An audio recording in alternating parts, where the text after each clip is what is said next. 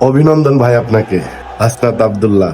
আপনি যে এইভাবে দেশের মানুষের মন জয় করবেন, এটা কেউ পরিকল্পনাও করেনি। আপনার কথা অসংখ্য ভালো লাগে আমার। 116টি কেন্দ্রের ভিতরে একটি কেন্দ্র হারেননি আপনি। তাহলে বুঝেন মানুষের ভালোবাসা আপনি কতটুকু পেয়েছেন। যেভাবে মানুষ আপনাকে ভালোবাসে, আপনিও সবসময় মানুষকে ভালোবেসে যাবেন। আগে কথা শুনতাম যে ধনী ছেলেরাই ধনী হয়, বা রাজনীতিবিদ ছেলেরাই রাজনীতি করে, চাষার ছেলে চাষা হয়। কিন্তু না ভাই, আপনাকে দেখে আবারও প্রমাণ হয়ে গেল রাজমিস্ত্রির ছেলে হয়েও কিন্তু দেশের মানুষের জন্য, দেশের জনগণের জন্য কাজ করা যায়। আপনি আবার প্রমাণ করে দিলেন যে রাজমিস্ত্রির ছেলে হয়ে আপনি সংসদে যাবেন, আপনি এমপি। অভিনন্দন জানাই ভাই আপনাকে। আপনি সর্বপ্রথম একটা কাজ করবেন, শহীদ উসমান হাদি ভাইয়ের হত্যার বিচার। শহীদ উসমান হাদি ভাইয়ের হত্যার বিচার সর্বপ্রথম কাজ শুরু করবেন আপনি।